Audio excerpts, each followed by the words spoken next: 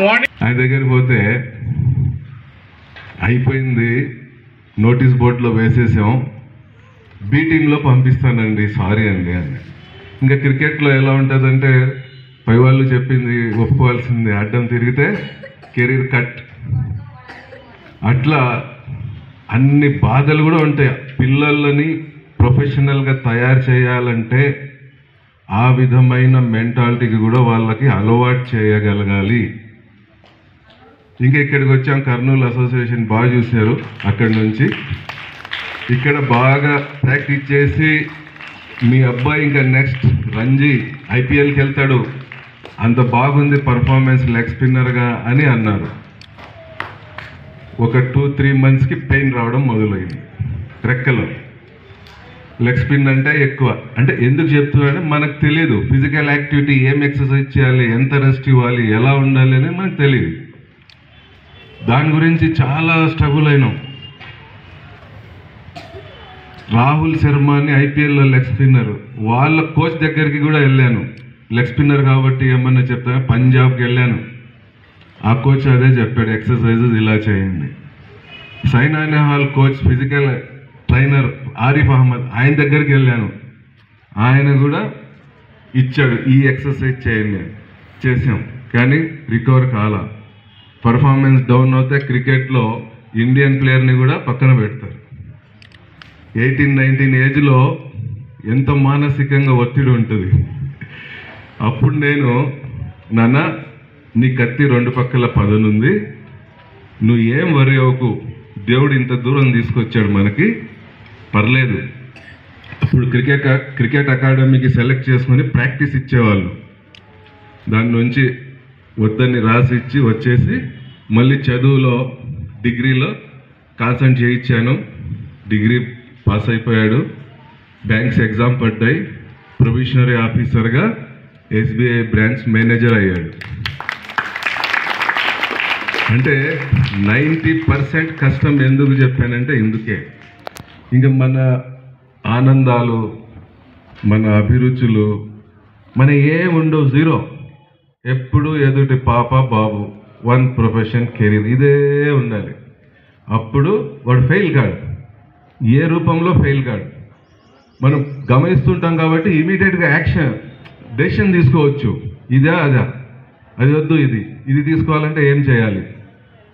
ఇంత తపన అవగాహన పెట్టుకుంటేనే ఆ చిన్న చిన్న మొక్కలు రేపు పెద్దయి ఫలాలు ఇస్తాయి. లేదు ఏదో టైంపాస్, నలుగురు ఆడతారు, ఫిజికల్ ఫిట్నెస్ ఉండాలి అంటే నో ప్రాబ్లం, అట్లా కూడా పంపించుకోవచ్చు. 2 ఉన్నాయి ఆప్షన్స్. కానీ ఒక మంచి అవకాశం ఇచ్చాడు దేవుడు మనకి భూమిపైన, చెయ్యగలం అనే ధైర్యం తెచ్చుకొని కాన్ఫిడెన్స్తో ప్రయత్నం చేయండి. ఒక మంచి కోచ్ దగ్గర మీ అబ్బాయి అమ్మాయినో తీసుకోండి. మా అబ్బాయి మా పాప ఈ బాడీ, ఈ మెంటాలిటీ ఏ గేమ్కి సెట్ అవుతుంది అని మీరు ఆ కోచే, ఎలా అయితే మనం లక్షలు ఇచ్చి ఇంటర్మీడియట్కి కోచింగ్కి నీట్కి పంపిస్తామో అంతకంటే ఎక్కువ ఈ కోచెస్. కానీ మనం ఈ కోచెస్ని విలువ పెట్టము. ఆ కోచ్ తలుచుకుంటే మీ అబ్బాయిని ఏడకో తీసుకెళ్తాడు. అంత నమ్మకంగా వారి మీద మాటతో మనము ప్రొసీడ్ అవుతే ప్రస్తుత రోజుల్లో చాలా అవకాశాలు ఉన్నాయి ప్రతి గేమ్కి, అంతకు ముందు లేవు. ఇప్పుడు క్రికెటే 11 మంది, 100 కోట్ల జనాభాలో 11 మంది మీ పిల్లోనికి ఏడ దొరుకుతుందని మావిడకి బాగా ఎక్కిచ్చేది. మావిడ ఇంటికి వెళ్తే గోల, నువ్వేమో ఉద్యోగం వదిలి వానెంట పడుతున్నావు, అందరేమో ఇది ఏడ సక్సెస్ అవుతుంది అని అంటున్నారని ఇట్లా కూడా పొడుపులు ఉంటాయి. అట్లా ఏం కాదు. ఇప్పుడు ఐపీఎల్ 100 మంది ప్లేయర్స్కి ఛాన్సెస్ ఉంటాయి. కబడ్డీ 100 మంది, ప్రో కబడ్డీ అని, అలాగే వాలీబాల్, ఏవైనా కూడా క్లబ్స్ వచ్చాయి. ఐపీఎల్ లాగా ప్రతిదీ ఆడడం మొదలైంది. లక్షలు సంపాదిస్తారు, కోట్లు సంపాదిస్తారు, పేరు వస్తుంది. ఇలాంటివన్నీ చదువులో లక్షల్లో ఒకడు ఏదో ఒక ఐఐటీలో వెళ్తాడు లేదా డాక్టర్ అవుతాడు. కానీ ఒక మంచి ప్లేయర్ అయ్యి ఇండియాలో మీ వారిని పేరు మారం రోగుతుంటే ఈ కష్టమంతా మర్చిపోతాం. అందుకే ప్రతి తల్లిదండ్రులు ఎంచుకోండి, మా పాపని ఒక మంచి ప్లేయర్ చేయాలి, ఎక్కడికైనా ఏ స్టేజ్కైనా తీసుకెళ్ళగలను. మనలో సత్తా ఉంటే స్పాన్సర్స్ మనల్ని ఎత్తుకొని వచ్చి ఇస్తారు. అలాంటి అవకాశాలు కూడా ఉన్నాయి. దయచేసి మనలో తపన పెంచుకోవాలి. అది చేయగలిగిన రోజు ప్రకృతి కూడా మనకి సహకరిస్తుంది. ఇది నేను పరిపూర్ణంగా అనుభవించి చెప్తున్న మాటలు మీ అందరితో షేర్ చేసుకుంటున్నా. మీకు అట్లా దేంట్లో అయినా ప్రొఫెషన్గా ఎంచుకొని ఈ టోర్నమెంట్ ఇన్ఛార్జ్ మహావీర్ గారికి, వారి ఫాదర్కి, మిగతా ఈ గేమ్ సభ్యులకి, ఇక్కడికి వచ్చిన తల్లిదండ్రులకి, కోచెస్కి ప్రత్యేక ధన్యవాదాలు, నమస్కారాలు. పిల్లలకి దీవెనలు. ఈ గేమ్ ఇది చూస్తూ ఉంటే నా చిన్నప్పుడు మేము నేర్చుకున్నవి గుర్తుకొస్తుంది. మా నాన్నగారు ఊరికి గురువు గారు అన్నమాట. దగ్గర దగ్గర 91లో నాకు జాబ్ వచ్చింది పోలీస్ సబ్ ఇన్స్పెక్టర్గా.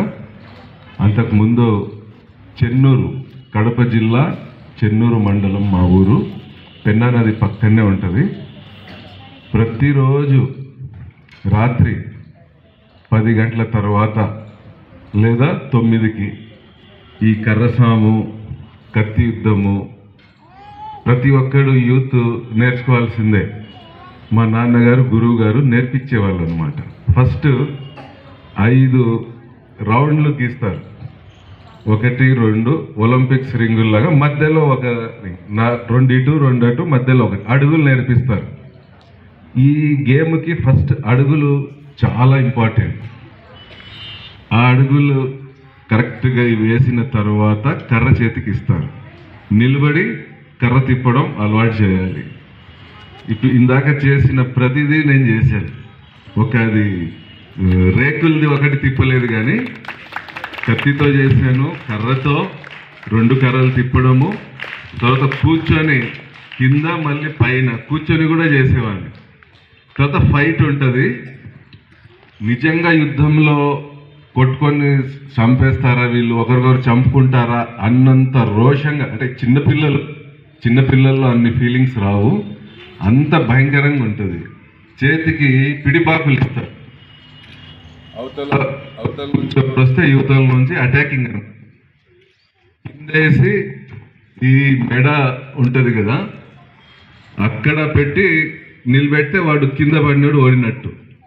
అలాంటి భయంకరమైన ఫీట్స్, విన్యాసాలు చేసేవాళ్ళు రాత్రుల పూట.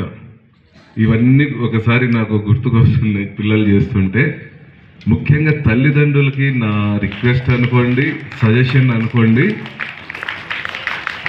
పిల్లలకి ప్రస్తుత రోజుల్లో ఏదో ఒక ఈవెంట్, అది డ్యాన్స్ కానివ్వండి, సంప్రదాయం కల్చరల్ కూచిపూడి కానివ్వండి, ఏదో ఈ ఈవెంట్ కానివ్వండి, లేదా వేరే గేమ్స్ లేదా అథ్లెటిక్స్, ఏదన్నా ఒకటి ఖచ్చితంగా వాళ్ళకు మనము అలవాటు చేయగలిగితే మనం ఈ సెల్ ఫోన్ గురించి భయపడాల్సిన పనే లేదండి తల్లిదండ్రులకి. నేను ప్రాక్టికల్గా అనుభవించాను, నా పిల్లలకు కూడా చేయించాను కాబట్టి గర్వంగా కాన్ఫిడెంట్గా చెప్పగలుగుతాం. నాకు 3 పిల్లలు. మా పెద్ద అబ్బాయి క్రికెట్ ప్లేయర్. ఇప్పుడు ఎట్లయితే మీరు తల్లిదండ్రులు వచ్చారో వాని గురించి నేను ప్రతిరోజు నా ఉద్యోగానికి కూడా సెలవు పెట్టో, సిక్ చేసో, ఇంకా పర్మిషన్ తీసుకునో 8 ఏళ్ళు కష్టపడ్డానండి.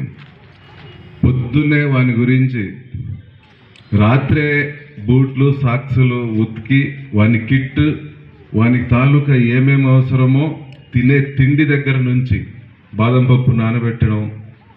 అంటే మీకు ఎందుకు డీప్గా చెప్తున్నానంటే, ఎవరే కానీ మీ పిల్లల భవిష్యత్తు, మీ విలువైన సమయాన్ని కోల్పోకూడదు అనే ఒక గుడ్డి నమ్మకంతో నేను అది అనుభవించాను కాబట్టి చెప్తున్నా. కోల్పోకూడదు, వాళ్ళ భవిష్యత్తు కోల్పోకూడదు, మీ విలువైన సమయం కోల్పోకూడదు అనే దాని మీద నా అనుభవం మీతో షేర్ చేసుకుంటున్నా. అలా అన్నీ వానికి రెడీ చేసి లేపి అది తినిపించినాక తీసుకెళ్ళేవాడిని. అట్లా 8 ఏళ్ళు కష్టపడ్డానండి నేను. ఇంకొకటి ఏంటంటే పేరెంట్స్కి ఆ గేమ్ గురించి మనకు తెలియదు. వాని ఫిజికల్ యాక్టివిటీ తట్టుకుంటుందా లేదా అనేది మనకు తెలియదు. అన్ని కోచే చెప్పాలి, అంటే గురువు చెప్పాలి. ఆ గురువు చెప్పింది మనం తూచా తప్పకుండా 100కి 100 ఫాలో అవ్వాలి. వాడు 10% కష్టపడితే మనం 90% కష్టపడాలి. బాగా గుర్తుపెట్టుకోండి. అంత డీప్గా వెళ్ళగలిగితే ఏదో ఒక స్టేజ్కి ఖచ్చితంగా చేరుతాం, దాని ఫలాలు పొందగలం. అట్లా మా అబ్బాయి